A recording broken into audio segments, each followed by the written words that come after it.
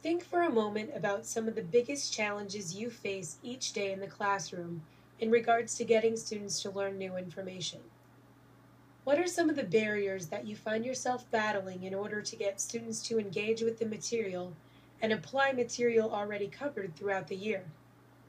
I would imagine a lot of popular responses might include students being disengaged with the material, students not caring enough about their work to turn it in or complete it entirely, and students showing they understand a concept on one assessment and then failing to apply those skills in a new situation later.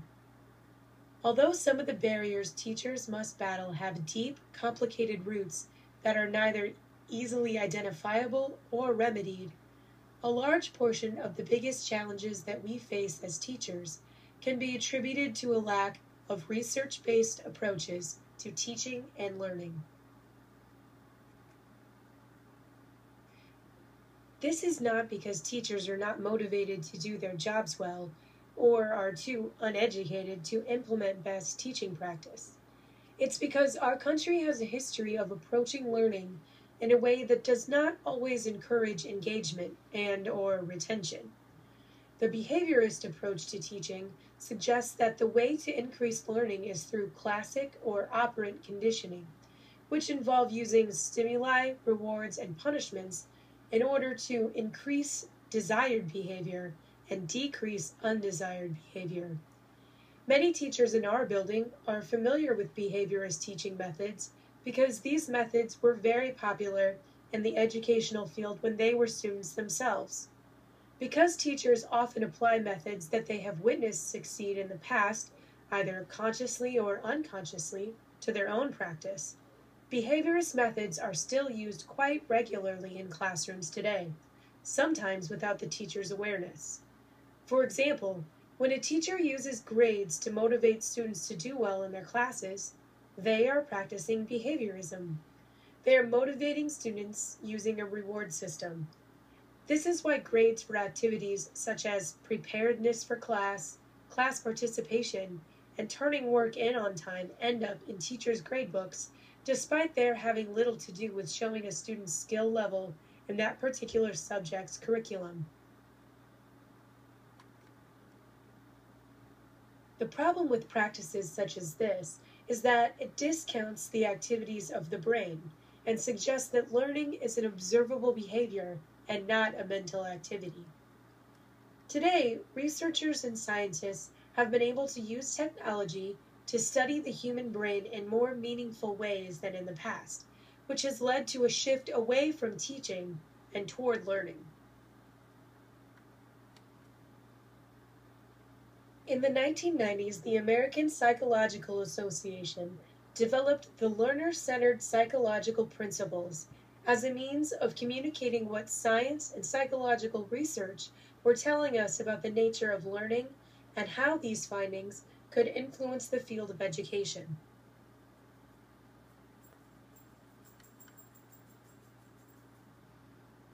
Within these principles are 6 essential components that teachers should understand about the learning process. The first component is knowledge.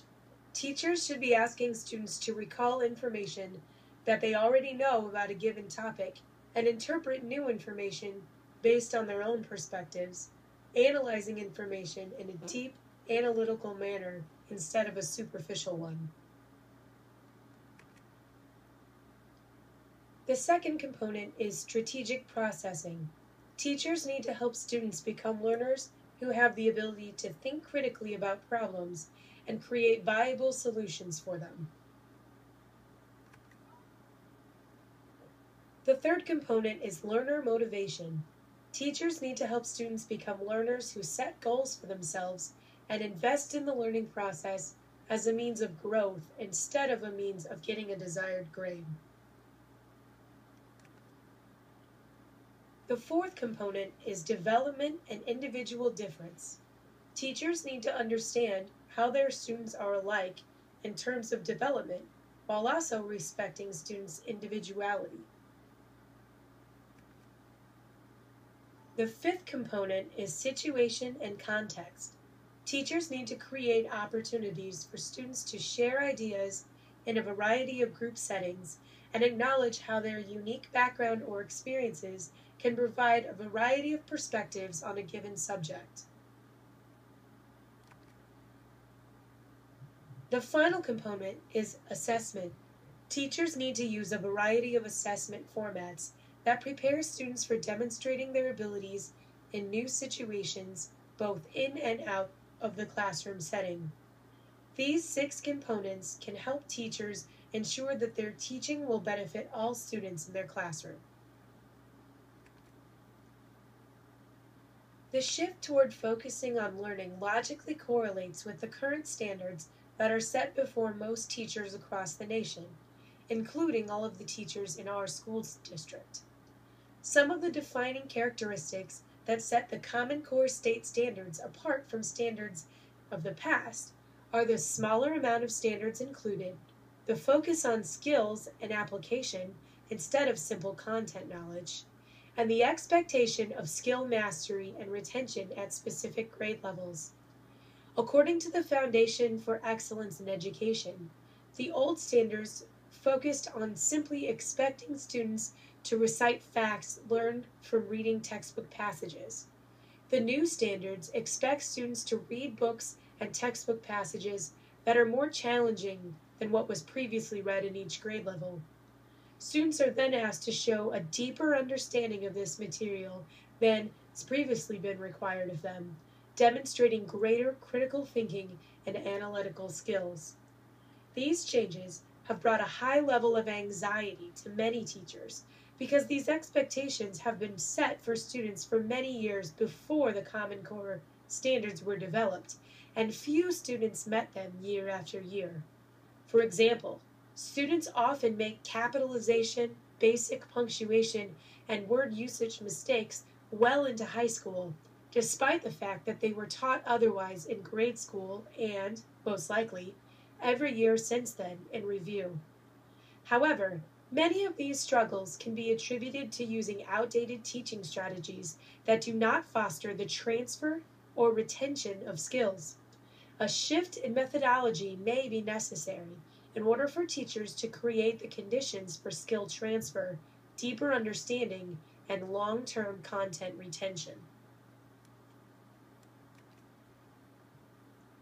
One approach teachers can take that will provide students with the conditions necessary for transferring skills, deeper content understanding, and long-term content retention is a brain-based approach to learning. I am going to share with you 5 key understandings we now have in relation to how the brain learns and stores new information.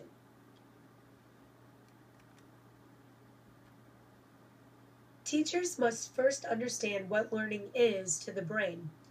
Learning is the act of making connections and strengthening them.